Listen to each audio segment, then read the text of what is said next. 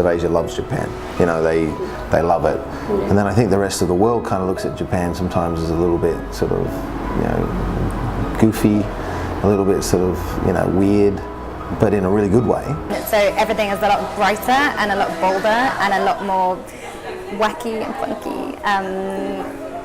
There's a lot going on. There's a lot of colour. You know, I think they like colour and they like noise. You know, so and it's just it's a part of the landscape to try and break up. The already existing messages out there. So color and noise. And also a trend we often see in TV commercials is because there are so many commercials and so much noise out there, the creative tends to be very random, or and they would use some like overreaction or so super weird looks or dialogue just to grab your attention for like several seconds. Yeah. You know, it's good that they try, right, and do some, but I don't. If you really look at it and see if there's an idea in it, there's never. It's just weird, right? It's okay too, right? But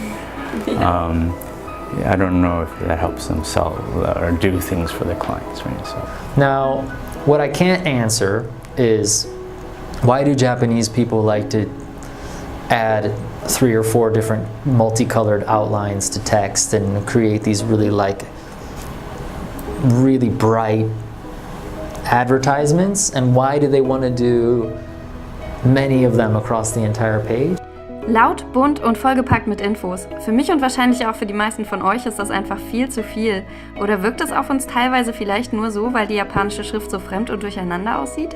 I mean, you look at just from an aesthetic standpoint, most Romantic languages are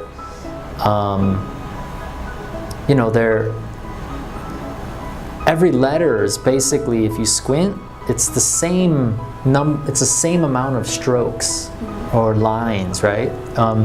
But Japanese, it's like you can have a character that's literally 2 strokes, or you can have a character that's 27, and it's like it looks totally different. I mean, one looks like almost invisible, and one looks nearly black when you squint at it, you know. And as a result of that, you get all of this just kind of excess on the page. Japanese font, you know, and whether there's 3, of course, you've got your kanji, your katakana and your hiragana. Those 3 unfortunately just don't display very well like alphabet, for example. With that said, when you actually get someone who understands how to do layout, Japanese characters, or any, in a sense, Chinese characters, whether it's Korean or Japanese or Chinese, actually presents very, very well, but they just enjoy having it look messy. Yeah, they enjoy it. Yeah, I don't know why, but they enjoy it. So to master the fine feelings and expectations of consumers, or just people in general, in Japan is a very fine art that I think you can spend a lifetime here and not fully understand. I mean, there's lots of noise sometimes, and I think from a Western perspective, it's like really obtrusive. It's like, oh, you know, get away. But in this culture, they love it. You know, they love noise. Yeah, if you go to like Shibuya, or if you go and look on other websites or these like marketplace sites, you see a lot of flashing and things like that. It might be a little bit difficult to stand out, but you know, brand affinity is a really big thing to Japanese people, and on top of that, Japanese people are polite enough that they'll give your brand a chance. I think there's just different ways. I mean, I definitely am anti the whole just do what everyone else is doing. At the same time, I think Japan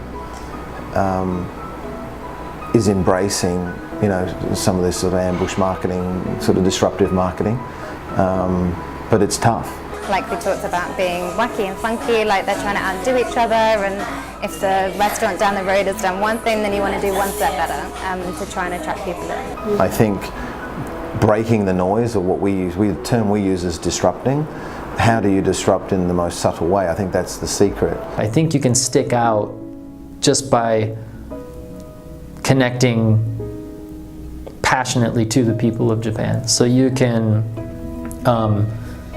deliver them something that they need, speak to them on an individual level, and get people to start advocating for your brand. I think companies in Japan don't necessarily want to stand out from the competition in a lot of cases, or they do, but they have a tendency to play it safe, even if that means some sacrifice in productivity or success of a campaign. The most important thing here is to cover the basics, to get your core message out. It's tough because Japanese are very risk adverse. Culturally they don't take risks. So they take calculated risks. So often when you sit in a meeting with a Japanese person, particularly in marketing, and you're telling all these great ideas, and the reception is just blank. There's no response. You're like, wow, I'm failing. And you may do 3 or 4 of those meetings, but eventually somebody will speak. And in Japan, culturally, it's better to be not heard. Mm-hmm. So when you actually get a response or some kind of reaction from the Japanese, that's really, really encouraging. But like from in the advertising world, the communications world, they're like, oh, Japan does some cool stuff. And I think what Japan is very good is art direction. They're very, very good at meticulous attention to detail, and kind of move that pixel to the left and that pixel to the right. I'm sitting there and I'm like, okay. But they would sit there for hours, and it's this whole kind of daunting process. But it looks great at the end. And so I think in their DNA they really care about craft, right? Which is good. So I think they're some of the best art directors in Japan, in the world, right? But they're being suppressed by agencies and densus of the world because there's no place for them to grow and thrive, right? So when everyone says, "Oh, Japan must be great. How's work?" I'm like, it's terrible, right? Because clients want this, right? Right? And agencies are giving them that, and they keep feeding in this kind of mystique. So when you want to do just good work, you have to sell in fundamentally what good work is. You have to fight for doing the right thing, which is sometimes frustrating. And so even the stuff that's really great creatively, it's cool, right? So, but they'll be usually one-offs. They won't be like an integrated campaign that drives the business. It'll be something that is cool, that some small company had some budget to do something funky, right? Clients tend to want to play a little more safe, be a little less controversial, even if that means something is a little less productive or a little less edgy, a little less attention-getting. And because clients haven't been trained properly to understand what's the difference between good and bad in terms of craft, they'll go and crowdsource a TV ad for $5,000, and they'll say, "Look at this thing that I made for $5,000." I'm like, "That's pretty good for $5,000, but it's a terrible ad." But they can't. But it's like $5,000. It's like Yeah. But they can't understand what's the difference, right? They prefer to stick to core values and what other people might be doing more often. Some companies are more cutting edge. I can talk about ideas and creativity and insights all I want. And they're like, I kind of get it.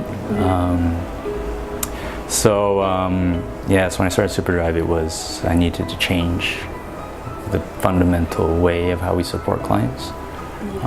So it's like, unless we can prove creativity drives the bottom line, nothing will change. I think there are a number of agencies that do some pretty cool and cutting edge work, and I think more and more so now when people see what is possible. I mean, a lot of times it ends up being foreign agencies that will introduce those ideas, or in collaboration with Japanese partners. So we're seeing some of that with our clients as well. Like little by little, they're seeing that, if you actually spend a little bit more money, it actually kind of looks pretty good at the end, and you'll have positive feedback, and actually revenue went up too. So it makes them more confident to fight for those types of things when they go to their bosses and say, "I want more money." And I got no money. I'm like, no, but I can sell this much more stuff.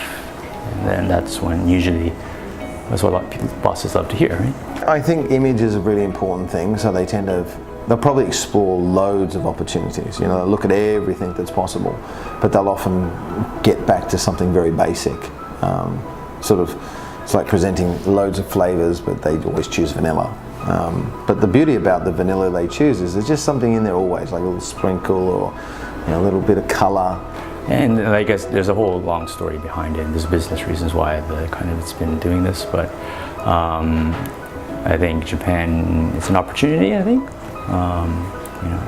with America how it is right now, Japan can, if they actually kind of learn from kind of what's going on, maybe they should kind of take it by the horns and do something about it. But yeah, it's going to take a while.